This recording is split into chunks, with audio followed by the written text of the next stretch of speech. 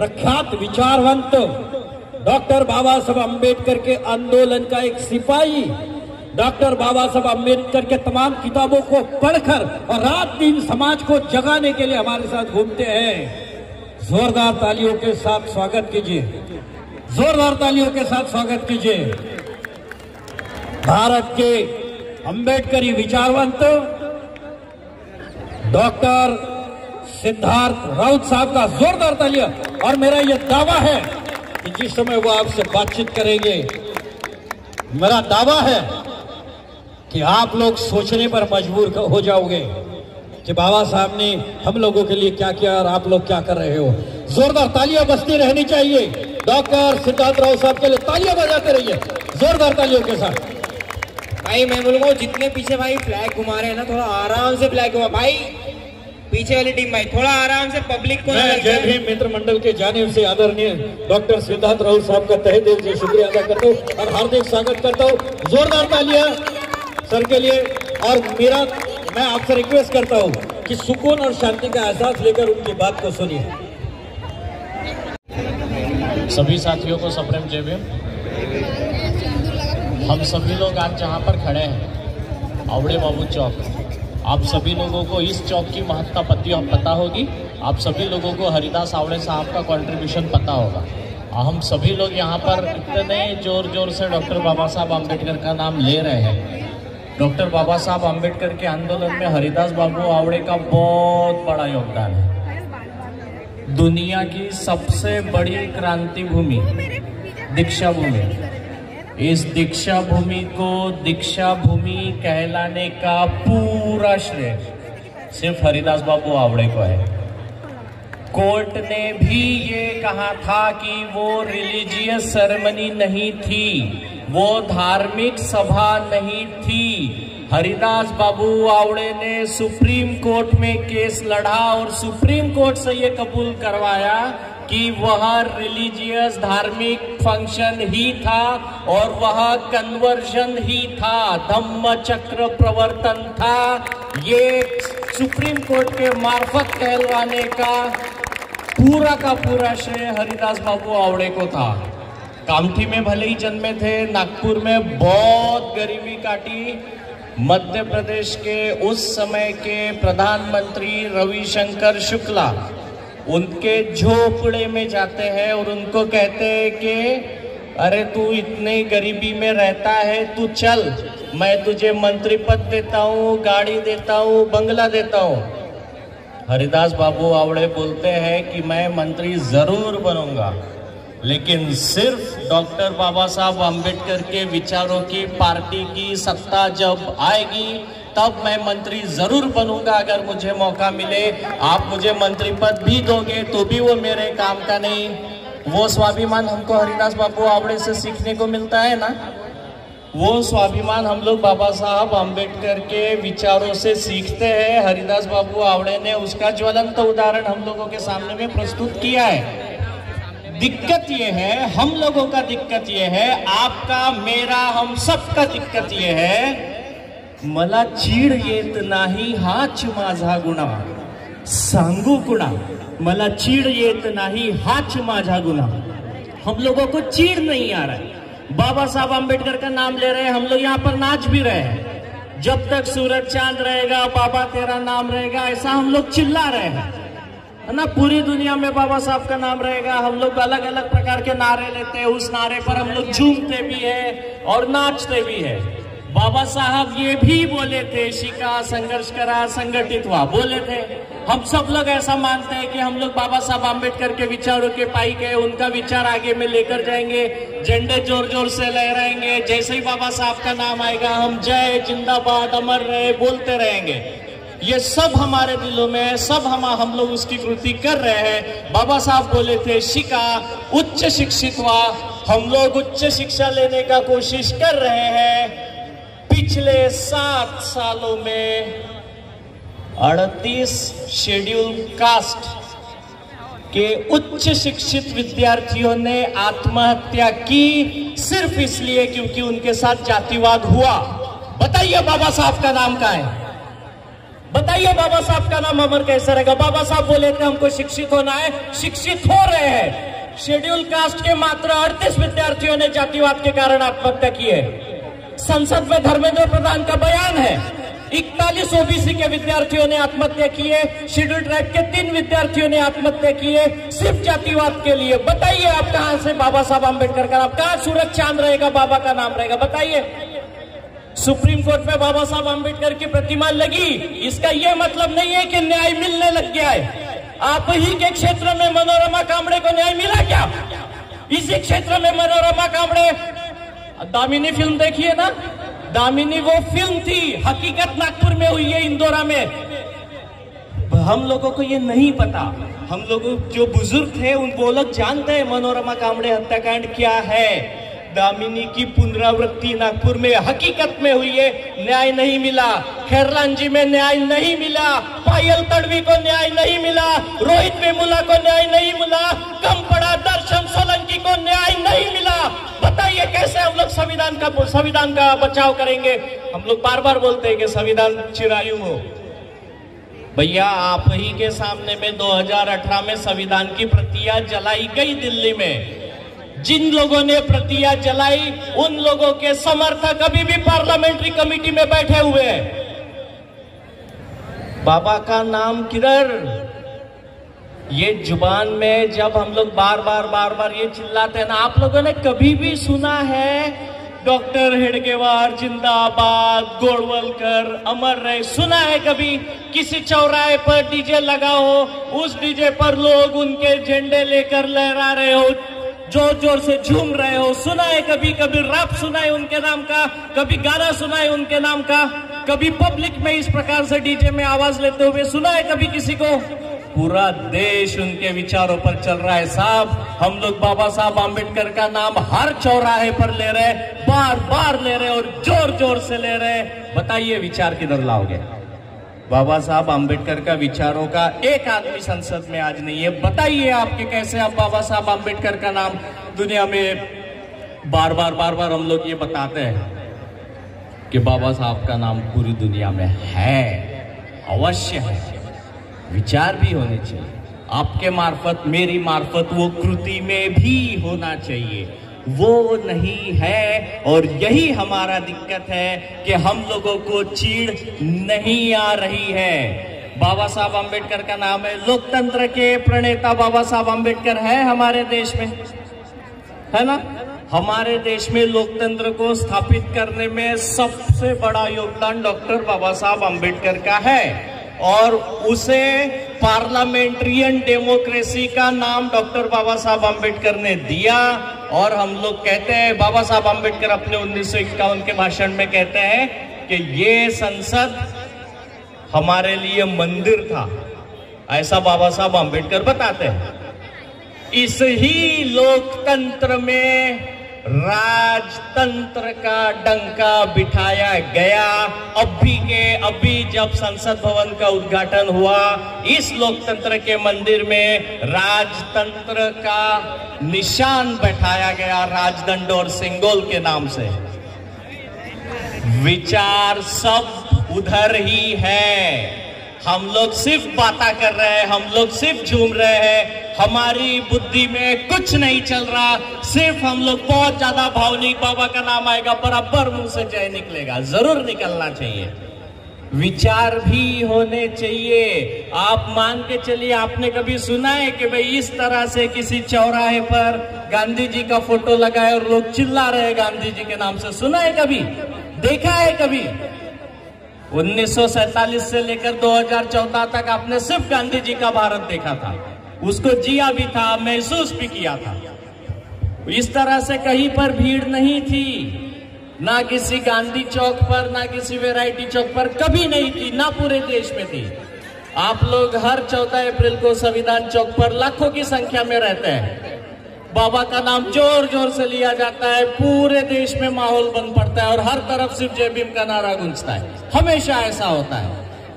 बावजूद उसके अंबेडकर का भारत हम लोग 1950 से लेकर आज तक नहीं देख पाए। ऐसा क्यों हो रहा है? बाबा साहब का नाम हर चौक पर लिया जा रहा है, हर चौराहे पर हो रहा है, गली गली में बुद्ध विहार है। जहां झोपड़पट्टियों में पैसा नहीं होगा तो बाबा साहब का चेहरा बिठाने वाला मूर्ति है, लेकिन बाबा साहब हर जगह है। हर गली में आप घूमिएगा बाबा साहब है। फिर भी अम्बेडकर का भारत किधर है? वो हम लोग क्यों निर्माण नहीं कर पाए? क्योंकि हम लोग डीजे की आवाज में बहरे हो चुके हैं और हम लोग सिर्फ झूमते हैं। पूरी दुनिया में विचार बाबा साहब आम्बेडकर के वास्तविकता में लोग सुनते हैं, पढ़ते हैं, अमल में लाने के लिए हम लोग बहुत ज्यादा पीछे हैं साहब। ये सिर्फ चिल्लाने का समय नहीं है।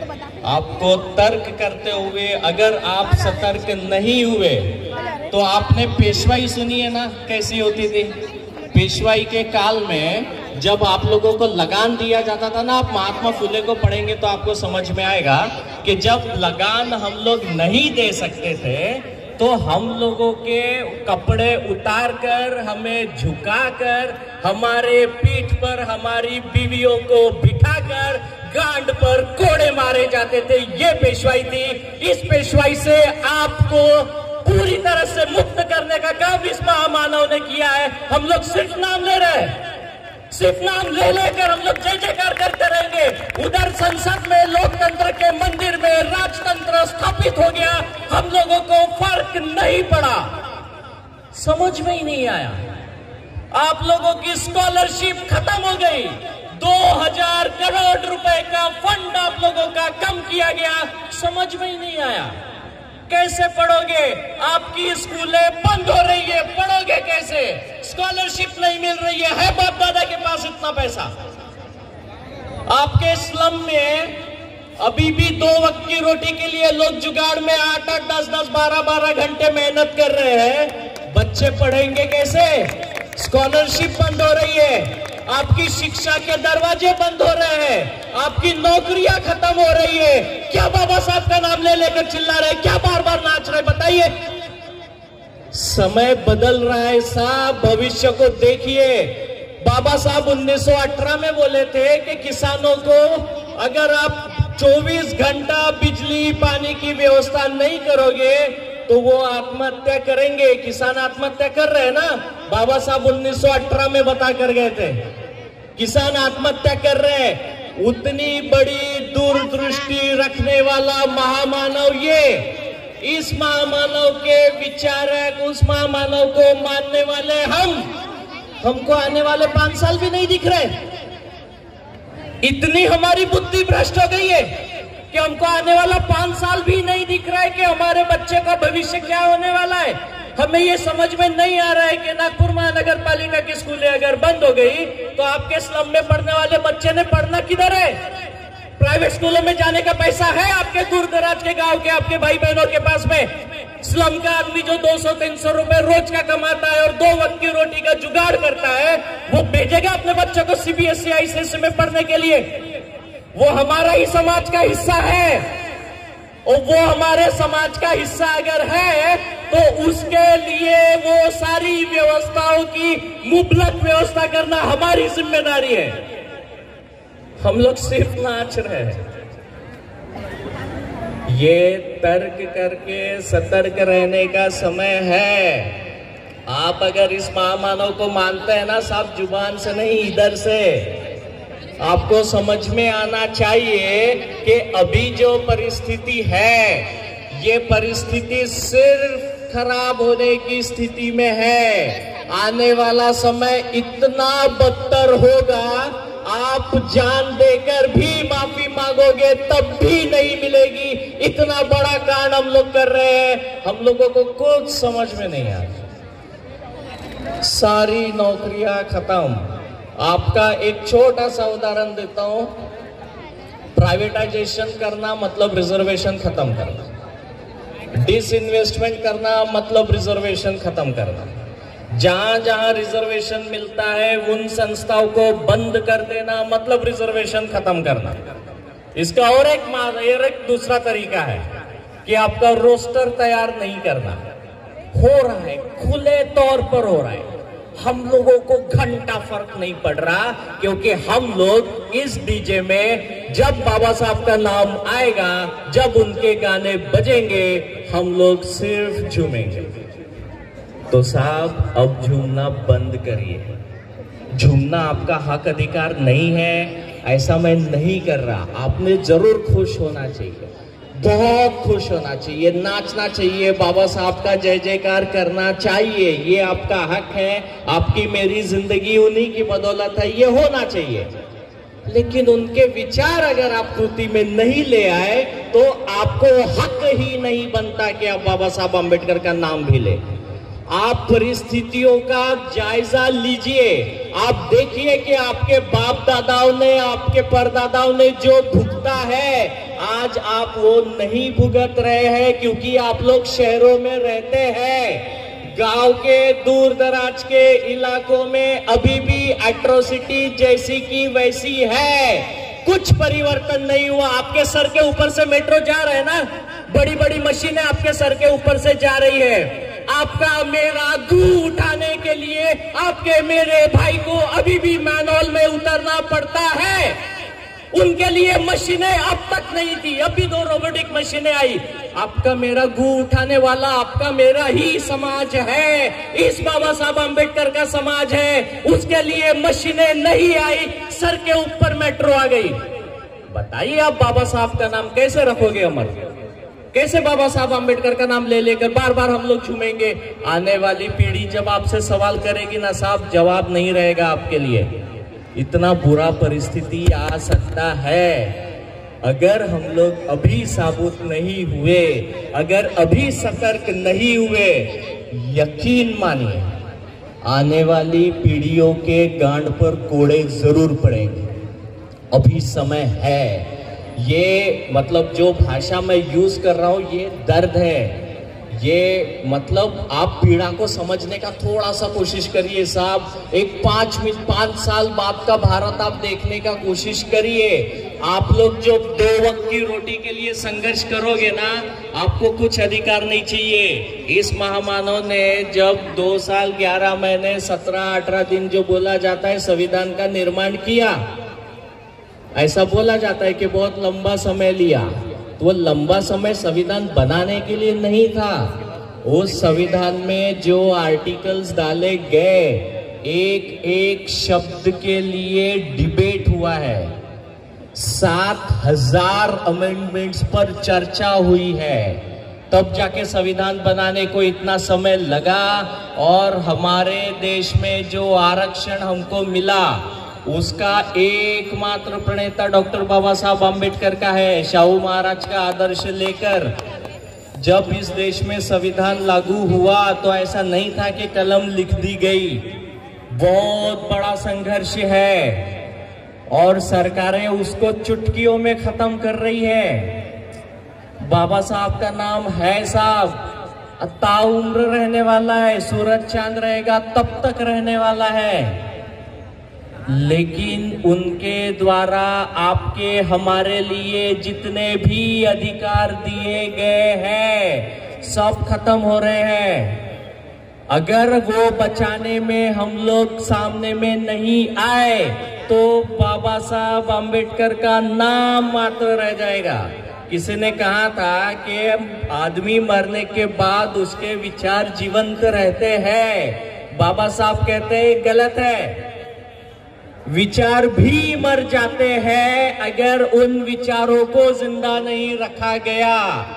हम लोग कुचल रहे हैं बाबा साहब के विचारों को। जिंदा रखना बहुत दूर का बात है, कुचल रहे हैं हमारे खुद के पैरों से। कैसे विचार जीवित रखोगे? जहां जहां बाबा साहब अम्बेडकर का पुतला बिठाया जाता है, हर 14 अप्रैल को उस पुतले के सामने में हम लोग झूमते हैं, नाचते हैं। और हम में से कई लोग ऐसे भी होंगे कि जब वो बाबा साहब अम्बेडकर के विचारों को लेकर उनके पुतले के सामने में नाच रहे होंगे, ठीक उसी प्रकार जैसे ही 14 अप्रैल खत्म हो गई, बाबा साहब को पैक करके वो जेब में डाल चुके होंगे और बाबा साहब के विचारों को हर जगह गिरवी रखते हुए रहते रहेंगे।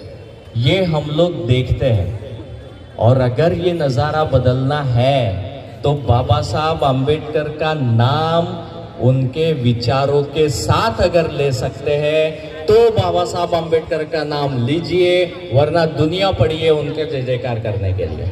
आपका मेरा जरूरत नहीं है। अभी विधान भवन पर जब मोर्चा लेकर गए, हम में से बहुत सारे लोग नदारत थे, अपने ही धुंध में कहीं पर थे। हम लोग उस आंदोलन का हिस्सा नहीं बने। इस सरकार ने अंबाझरी आंदोलन का डॉक्टर बाबा साहब आम्बेडकर का सभागृह उद्ध्वस्त किया, हम लोगों को फर्क नहीं पड़ा। आंदोलन हुए, वो वापस लिया गया। यहाँ पर डॉक्टर बाबा साहब आम्बेडकर रुग्णालय था, उसको स्थलांतरित करने के लिए सरकार निर्णय ले चुकी थी, हमको फर्क नहीं पड़ा। आंदोलन हुआ, फिर से वापस लिया गया। मार्च 2023 को इसी सरकार ने आपकी नौकरियां खत्म की जाए इसके लिए कंट्राटीकरण लाया, कॉन्ट्रैक्ट रिक्रूटमेंट लेकर आई, फिर आंदोलन हुआ, फिर उन्होंने वो जीआर वापस लिया। आप मंसूबा समझ रहे हैं? आपका भविष्य पूरी तरह से खत्म करने की पूरी तैयारी सरकारें कर चुकी है। हम लोग अगर अभी सतर्क नहीं हुए तो आने वाली पीढ़ियों के लिए ना शिक्षा होगी, ना रोजगार होगा। 2 वक्त की रोटी के लिए जब हम लोग संघर्ष करते रहेंगे, इनके दिए हुए सारे अधिकार हम खुद छोड़ देंगे। हमको जरूरत ही नहीं पड़ेगी अधिकारों की, सिर्फ 2 वक्त की रोटी की जरूरत पड़ेगी। इनके विचार जस के तस किताबों में बंद कर रख दिए जाएंगे और हम लोग सिर्फ 14 अप्रैल को उनका नाम का जय जयकार करने के लिए सड़कों पर उतरेंगे। बाकी 364 दिन 2 वक्त की रोटी के लिए सिर्फ संघर्ष करते हुए नजर आएंगे। और अगर ये परिस्थितियां बदलनी है साहब, तो रास्ते पर उतरिए। आपकी जरूरत हर क्षेत्र को लगती है। आने वाले जनवरी के पहले हफ्ते में रिजर्वेशन को लेकर एक बहुत बड़ा आंदोलन होने वाला है इसी नागपुर की भूमि पर। अगर आप आंदोलनों में खड़े नहीं हो सकते तो ये महामानव संघर्ष का प्रतीक है। अगर आयता खाने का आदत हो गया है तो अंबेडकर के नाम की क्रांतियां घरों से करिए। घर में बैठ के क्रांतियां नहीं होती। इंस्टाग्राम पर बाबा साहब आम्बेडकर का गाना पीछे से बजवाने ला और मुंह हिलाकर बाबा साहब आम्बेडकर की क्रांतियां करना नहीं होता साहब। रास्ते पर उतरना पड़ता है, आंदोलन में भाग लेना पड़ता है। और अगर हम लोग ये नहीं कर सकते तो जय भीम बोलने के आप हकदार नहीं है, ना आप ना मैं। अगर जय भीम लेना है, अगर जय भीम करना है, बाबा साहब आम्बेडकर का नाम लेना है, वो नाम लेते समय फक्र महसूस होना चाहिए, आपको अधिकारिता होनी चाहिए, आपके अंदर से वो आवाज आनी चाहिए कि मैं हकदार हूं जय भीम बोलने का। और अगर हम लोग बाबा साहब आम्बेडकर के वैचारिक आंदोलन में खड़े नहीं हो सकते तो जय भीम बोलना बंद करें। बाबा साहब आम्बेडकर का नाम है, वो था, ताउम्र रहेगा। जब तक सूरज चांद है तब तक रहेगा। इतनी बड़ी कीर्ति इन महामानव की है। आपका मेरा जरूरत नहीं है। आपका मेरा जरूरत है उनके विचारों को समाज में रुझाने का। आपका मेरा जरूरत है उनके विचारों को साबुत रखने का, बचाने का, आंदोलन में खड़े रहकर उस आंदोलन को सहभागिता देने का। ये आपका मेरा काम है। आप और मैं अकेला कोई क्रांति नहीं कर सकते। हम लोगों को साथ मिलकर खड़े होकर अगर हम लोग वो नहीं कर सकते हैं तो बंद हो जाना चाहिए। ये जो कुछ भी जुर्म यहाँ पर जमा है ना, ये जितना भी बाबा साहब आम्बेडकर का जो वारसा यहाँ पर हम लोगों को दिख रहा है, अगर वो इनके विचारों को साबुत रखने के लिए काम में नहीं आएगा ना तो सब बेमानी है, सब फालतू है। 365 दिन आप लोगों को कहीं पर भी वो हाफ पैंट पहनकर लोग दिखते हैं क्या? नहीं दिखते यार। पूरा देश उन पर चल रहा है, पूरा देश उनके विचारों पर चल रहा है। जिस समय हिंदू राष्ट्र की संकल्पना पूरी की जाएगी, आप अपनी खुद की परिस्थितियों को समझिए। आप कभी सती प्रथा को देखिए, आप कभी मनुस्मृति को देखिए। रोंगटे खड़े हो जाएंगे आपके जब आप पढ़ना भी शुरू करेंगे। साहब आने वाला समय बहुत बुरा है। आप लोगों का बहुत ज्यादा समय मैं नहीं लेना चाहता क्योंकि आप लोग वापस से डीजे बजने का इंतजार कर रहे होंगे। लेकिन आप लोगों से एक गुजारिश मैं अवश्य करता हूं इस मंच के माध्यम से, यहाँ पर आपको नचवाने का कोई उद्देश्य नहीं है। उद्देश्य ये मात्र है कि इनके विचार हम लोगों के दिमाग में कहीं ना कहीं जाए। सिर्फ एक विनंती है कि जहां कहीं भी बाबा साहब आम्बेडकर के विचारों का आंदोलन होता हुआ दिख रहा है, काम धंधा छोड़ के पहले आंदोलन में सहभागी होइए। जहां डीजे बजेगा, बाबा साहब आम्बेडकर का गाना बजेगा, वहां पर डायरेक्ट झूमने लगेंगे, ऐसा मत करिए। थोड़ा सा विचार करिए कि मैं इनके विचारों को बचाने के लिए कहीं पर अपना योगदान दे सकता हूं क्या? अगर आप दे सकते हैं तो जोर से बोलिएगा जय भीम, और अगर नहीं कर सकते ना साहब तो मुंह बंद रखिए। बहुत बहुत शुक्रिया साथियों, जय भीम।